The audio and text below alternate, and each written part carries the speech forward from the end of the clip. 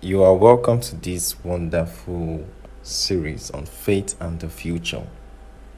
In the last two episodes, or the last two series, or the last two thoughts that I pushed out there, I had talked about not doing an exegesis of what faith is, but as faith as it relates to the unfolding of the future. And one of the major things that I talked about is hope, divine hope, that substance of God that we allow to express through our hearts as being as the righteousness of God, right? Itself is a force in the head, is a force in the head. And by being, when I mean by being, just being you, being the righteousness of God itself is a warfare you are waging against the onslaught, against the devices of the enemy in this hour, in these times that we have.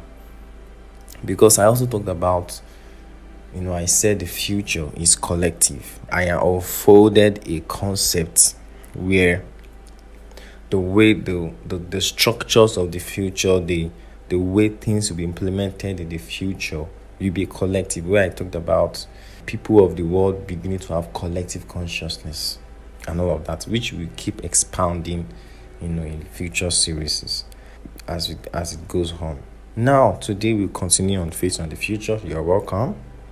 I'm glad you're here. Today I'll be talking about something very, very interesting.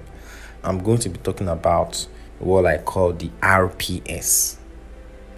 In the world, we have what we call the G.P.S. G.P.S. basically means the global positioning system. When you are on the way, you are driving, or you are inside a taxi, maybe it's Bolt or Uber, right? You see the driver coming, putting on his phone, and opens up something like Google Map or the map in the app, and uses it to navigate where to get to destination, right? I'm talking about R.P.S. R.P.S. basically means righteous positioning systems. And each word that I just mentioned itself is enough to create a series. Righteous positioning systems. When we talk about righteous positioning systems, how does it relate? Everything I'm going to be saying is going to be relating with the theme of this series, faith and the future. Righteous positioning systems. As children of God, as sons of God, we know.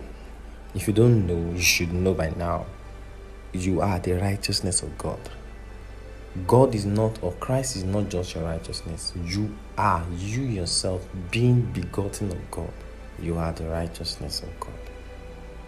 That means you stand faultless, blameless. You stand in the presence of God, your Father, beholding Him and Him beholding you. That is just a very summarized version of the implications of being the righteousness of God.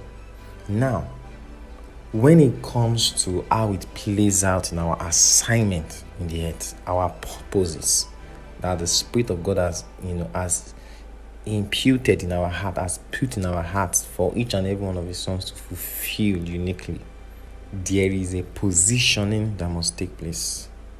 This positioning is both internal and external. By nature, we are the righteousness of God. And now, playing it out in fulfilling God's vision, God's assignment, God's desire, on what the earth should turn out to be. And you recall in the last episode, I talked about, we expressing the divine hope of God is very important. That we being the righteousness of God, by virtue of expressing God's hope of what the world should turn out to be, is anti what the enemy is going to be doing in the hearts of people in the world that are not of Christ, right? That will be collectively expressing the hope of Satan, their father, whether they know it or not. So how does R.P.S. relate to faith and the future? By being the righteousness of God, when we have that righteousness consciousness, it gives us it puts us in a place where we think in a certain way. That thinking pattern itself is a positioning. Now, this positioning is both internal and external. When I say internal in the sense that you internalize the word of God. You internalize what God has said about you. You internalize what it means to be a son of God. You internalize what Christ has already finished. That in itself is a positioning. Now, the external part now comes in where you begin to follow instructions. You begin to express the divine hope of God, which I mentioned in the previous episode. You begin to express the divine hope of God and begin to express the faith of God in the now. And we are talking about faith and the future. This righteous positioning system is essential for every child of God. We must have an R.P.S. that defines the way of our navigation in the earth. The earth is becoming more twisted. That is the truth. Why? Because of the increasing degrees of wickedness. I don't need to tell you by just looking at the news. If you're someone that looks at the news, reads newspapers, goes on Instagram, Facebook, Twitter, and you're always on the streets of Twitter 24/7, you are not helping yourself, because you might have an heart attack, or you will just lose hope. And that is part of the engineering of that collective consciousness I talked about in the previous episode. I mentioned that one of the closest things we have in this day and time that is closest to the collective consciousness is Twitter, the Twitter protocol, right? If you are conversant is what is going on in the world, you're always watching the Twitters and the Facebooks. You don't need a prophet to tell you that wickedness has increased. And when you expose yourself to such kind of information too much, that is when it becomes overwhelming. You think there's no redemption again, because of the level of wickedness that you have allowed yourself to become aware of. Now, the earth has become twisted because of those levels, increasing degrees of wickedness in the earth. And because it is becoming twisted and more twisted, it's like a labyrinth. You know what a labyrinth is? It is not easy to navigate a labyrinth. You can almost get lost. You can be going round and round in a labyrinth, going in circles, not being able to exit the labyrinth. That's how the earth is now.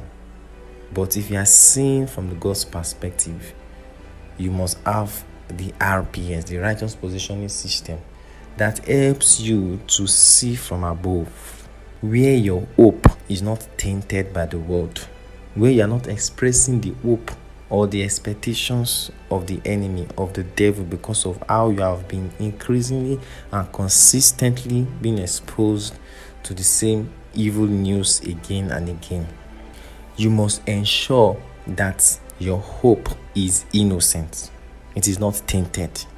And this affects how you can even exert your faith. You remember, we are talking about faith and the future. Faith and the future. And the place of externalizing this comes where you must first of all internalize it. As I mentioned earlier, talking about the word of God, internalizing the word of God, what God has said about you, what God has said about your outcome, how you will turn out. Then you begin to externalize it. How do you externalize it? In terms of R.P.S, the righteous positioning system comes by instructions per time, where you are following the leadings, and not just instructions, you are consistently expressing the divine hope of God on how things will turn out, not only in your life but in your environment and in the world at large. And you are also acting out in faith that your life itself is an epistle, that God is using your life to write a statement in the air, to put his signatures in the air, that this I have signed, that this thing is going to be like this. And God is using your life to use as a signatory, that I have said this and it is signed. How is it signed? By your life. That is part of the R.P.S, the positioning system that we are. How does this now translate to being the future is collective? Once our R.P.S is intact, our righteous positioning is intact, because of what the thoughts I shared earlier, because of the structures of the future, on how the future is, right? I said the future is collective, a collective consciousness. How does it play out when we begin to fulfill the assignment of God? It means in our implementation, we must put aside individualism, and we must begin to have a collective consciousness of how we want to implement the divine assignment of God, where we know that we are not dependent, neither are we independent, but we are interdependent upon each other. And some of these things I'm saying, I know I'm not explaining them, but it will be thought that will be unraveling, in the streaks of time as it goes on.